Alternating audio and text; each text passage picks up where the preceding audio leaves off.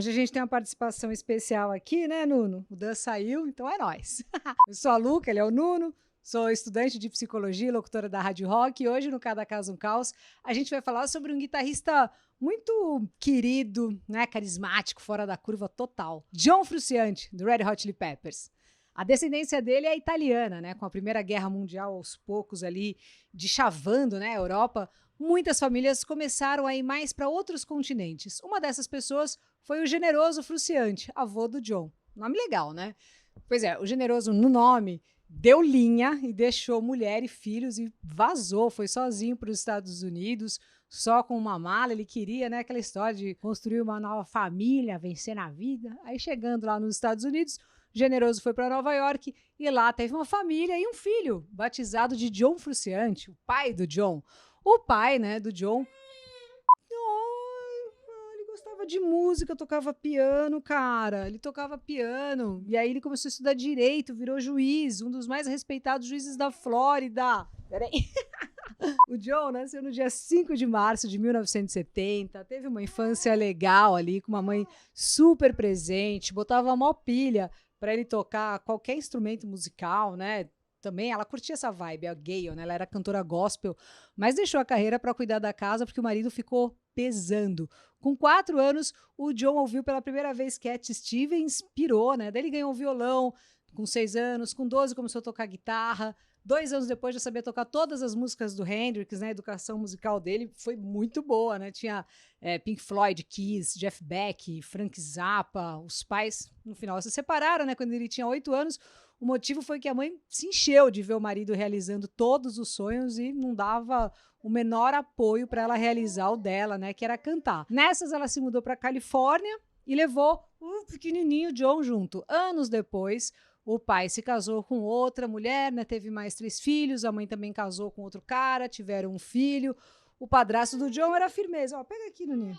Apoiava ele, né? O cara curtia artes marciais, filosofia, enfim. O tempo foi passando, eles estavam morando em Los Angeles, né? O John tava com a ideia fixa de seguir carreira de músico e ele era aqueles caras bem focado, assim, estudava todo dia, né? Sabe quando você ama uma banda e fica imaginando como seria fazer parte dela? Pois é, o sonho do John era tocar no Red Hot, então ele tirava todas as músicas. Foi nessa época, inclusive, que eu também conheci o Red Hot, virei fã, eu tinha o vinil e a banda ainda chamava The Red Hot Chili Peppers e o álbum, que tinha o mesmo nome, era assim, meu vício, eu pirava em True Men Don't Kill Coyotes, adorava. E uma das maiores alegrias, assim, foi quando chegou a MTV no Brasil e eu consegui ver esse vídeo, né? Eu já era muito fã da banda, mas assim, eles não eram super conhecidos. Voltando lá pro John, ele ficava tocando, né, as músicas do Red Hot direto e, por fim, infelizmente, né, o guitarrista, o Hiller Slovak, morreu de overdose e a banda quase miou. Isso foi em 88. Por causa da morte do guitarrista, o baterista Jack Irons saiu fora porque não conseguiu lidar. Nessas, o baixista genial, o Flea e o Anthony Kiedis vocal, né, tem episódio inclusive sobre ele aqui no canal, decidiram continuar com a banda. No primeiro disco, quem tocava guitarra era o Jack Sherman, né? Enfim, a banda desde sempre teve muito entre sai, que nem eu tava falando ali, de integrantes, com exceção do Flea e do Anthony Kiedis. Aí vai vendo, a vida é uma coisa muito louca, viu, Nuno? O John, ele tinha ficado assim super best do batera do Dead Kennedys e eles tocavam juntos algumas coisas. Um dia, esse batera convidou o Flea para fazer um som com eles. A coisa mais louca foi que na hora ali, o Flea e o John se entrosaram assim musicalmente de uma forma perfeita. O Flea ficou de cara com o talento do John e foi um pulo ali para o John ser o novo guitarrista do Red Hot Chili Peppers, né? Um adendo. Ele só tinha 18 aninhos. Quando ele recebeu a ligação, o John disse que deu um pota de um jump e deixou a marca do sapato na parede lá da casa dele por anos. Outra admissão pro elenco foi do gente finíssima Chad Smith, sabia? O Chad Smith é legal de verdade, cara. Eu vi de perto, lá em 2000, eu tava cobrindo um show do Red Hot em São Paulo e os caras passaram assim a milhão. Porém, o Chad Smith ficou na lateral do palco assistindo o show, cara. E aí, tinha a banda de abertura, que até então ninguém conhecia, ele curtiu o som e pediu pra tocar com eles ali na hora. Peraí. A banda em questão era o Detonautas. Eu tava assistindo tudo isso lá nos bastidores e pirando. Bom, o primeiro álbum gravado com o John foi o Mother's Milk, né? Esse álbum foi super reconhecido, a capa também fez muito sucesso. A ideia veio de uma referência ali do Sly and Family Stone, e essa banda merece uma atenção. Eles estouraram ali nos anos 70, né? O Sly é cantor, compositor, produtor musical, multi-instrumentista. É demais, assim, a banda é formada por vários membros da família e dos amigos, né, dele, e também foi a primeira banda americana a ter uma formação multicultural, né, e também dando a homens e mulheres papéis importantes ali na instrumentação. Tem vários sons legais, né, mas se você quiser conhecer, vai em Family Affair, Everyday People e Dance to the Music, para começar, assim, é demais. Desses caras saíram grandes nomes, né, grandes músicos, como o John Frusciante. Quem também pirava muito em Sly era o Stevie Wonder, que compôs Higher Ground, né, e fez muito sucesso entre os sons ali do Mother's Milk. Agora, sucesso mesmo veio com o Blood Sugar Sex Magic, né, foi um negócio, assim, avassalador. Eu tinha, quer ver, uns 14, 15 anos nessa época, e eu achava que algumas bandas eram só minhas. Só meu, sabe assim? Meu e de poucos e bons. O meu apelido na escola nessa época era Suicidal Peppers, de tanto que eu pirava em Suicidal Tendencies e em Red Hot.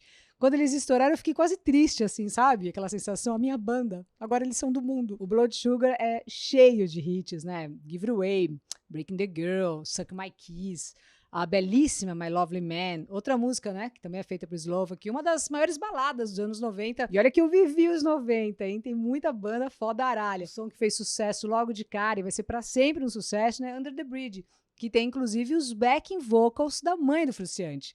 Bom, você que já conhece aqui o canal, já percebeu que quando uma banda faz um pota sucesso, normalmente aparece uma conta alta, né? Principalmente quando tem droga no meio da história.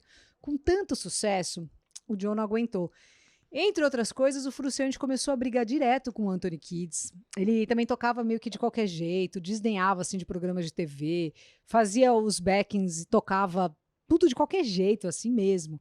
Até que, por fim, em maio de 92, ele quicou e saiu. Nessas, foi substituído pelo Dave Navarro, né? O Dave Navarro já era bem conhecido ali pelo Jane's Addiction, outra banda que eu pirava. Vou pegar os vinis, vou deixar aqui as fotinhos, né? O Nothing Shock, o Ritual do Love Toy, eu tenho até hoje aqui, ó. Eu ouvia no looping.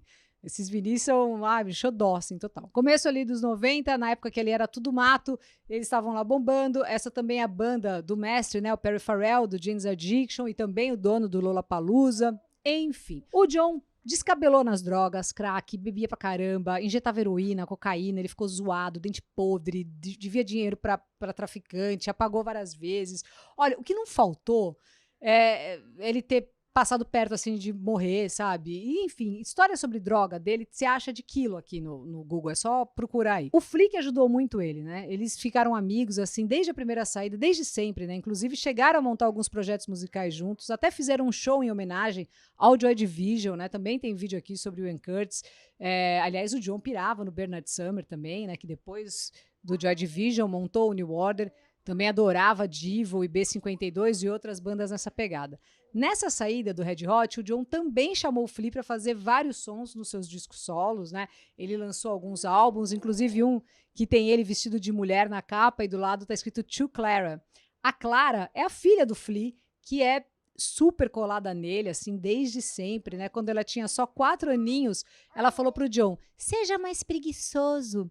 E ele entendeu isso em um sentido de não só fazer, mas de ser. Ele curtiu tanto essa frase que até pintou essa frase na parede da casa dele. No episódio do Lane Staley, né, do Alice in Chains, a gente pôde ver ali como que a droga pode destruir alguém, né, em todo o entorno. A sorte do John foi mesmo essa amizade do Flea, porque sem dúvida ele chegou a ficar ali com um pé na cova, outro no sabão e começou a chover. Pera aí de novo. Como a gente estava falando aqui, do John Frusciante, deitou nas dorgas, o Flea, meu, sempre ali ajudando ele, o cara lado a lado ali na parceria desde sempre, né? Musicalmente também pessoalmente. Em 97, o Frusciante se internou numa clínica, né, de reabilitação, largou a heroína e muito disso foi por causa dessa amizade com o Flea, né? Ele que pesou, assim, pro John ficar limpo. O Flea disse que viu o John à beira da morte, né? E era, assim, desesperador saber que ele ia morrer. Então, mesmo assim, relutante, ele arrastou o John para reabilitação, quase morreu, né? Se desintoxicando, também teve essa. A gente falou bastante sobre abstinência em drogas no episódio do Billy Joy Turner, do Green Day, é bem legal, vá lá ver. O Flea disse que tentar dar esperança, né? Tentar dar fé para alguém que perdeu tudo para as drogas, é um troço assim muito difícil, né? Cansativo também. Depois de sair da clínica de reabilitação, o Flea foi trocar uma ideia para ver se ele topava voltar para a banda. E o John Frusciante curtiu muito a ideia, né? E voltou pela segunda vez. Nessas, eles fizeram o espetacular Californication, né, que só tem som zaralho e milhões de cópias pelo mundo, né? Foi impressionante. Nessa época eu já trabalhava em rádio, né? Faz tempo. Eu entrei em 96 em rádio. Na 89 foi em 98. Nessa fase eu já estava aí com meus 20 anos e tal, e já entendia que aquela banda que era só minha estava mega bombada e eu fiquei feliz, né, por isso. Aí já tinha passado essa história. O Californication ficou acima da linha do mainstream, né? A gente tocava pelo menos metade desse álbum em vários momentos do dia, né, na rádio. E o mais legal é que depois de tantos anos, isso ainda acontece, né? Foi um negócio fenomenal. Que álbum fodaralho, né? Bom, depois de mais alguns anos, de vários outros discos de sucesso, em 2009 ele decidiu sair da banda de novo. Desencanou, quis trabalhar com som eletrônico, até que em 2019, ano passado, a gente recebeu a incrível notícia que o John Frusciante, também a pedido do Flea, voltaria para a banda. Eles são muito miglis, né? Para você ter uma noção, o Flea uma vez jogou uma garrafa na cabeça de um repórter porque ele estava querendo fazer, tipo, fofoca do Frusciante, sabe? A história é a seguinte, rolou uma tensão mesmo ali, né? Uma tensão grande durante as gravações do By The Way.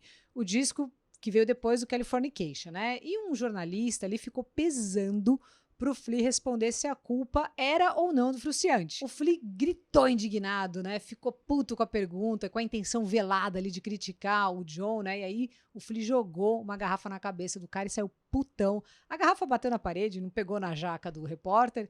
Depois o Flea voltou, pediu desculpas e beleza, vida que segue. Bom, o Frusciante entrou e saiu do Red Hot algumas vezes, né? Essa é a terceira volta, né, pro Red Hot e muita coisa boa aconteceu com ele, graças à amizade, em especial com o Flea. O Flea entendia o jeito do cara, né? Respeitava o fato dele, sei lá, não querer aprender a dirigir, né? Ser ermitão na era digital e até mesmo não ter nem cartão de crédito, essas coisas. Ele entendia o lado extra sensível do John, né? Foi o Flea que resgatou o cara várias vezes e deu sentido para a vida do Frusciante. O Flea e o John são, assim, super parceiros. Inclusive, ele é padrinho, sabia disso? É muito legal. Ele é padrinho da segunda filha do Flea, a Sunny, que nasceu em 2005. O Frusciante tá de volta no Red Hot, né, para alegria de muitos fãs, e muito disso é graças a essa amizade. Claro que precisou, assim, de muita empatia, né, por parte do Flea para ajudar o seu amigo John a tão falada empatia, né, que um monte de gente fala, é você se colocar no lugar do outro. Mas empatia à parte, a relação deles é duradoura e a gente pode falar, sim, em amizade. Se você for pensar, a amizade pode ser, sei lá, um conceito simples, né, de ser entendido, mas como que a psicologia entende essa química existente entre as pessoas e que a gente chama de amizade? Legal, né? Para falar sobre isso, vamos ver o nosso querido faixa preta, mestre em psicologia, psicologia clínica, psicanalista, psicólogo, um fofo, um querido, Mário Sérgio Picorelli. Fala sobre amizade, Mário. Luca e pessoal, um grande abraço.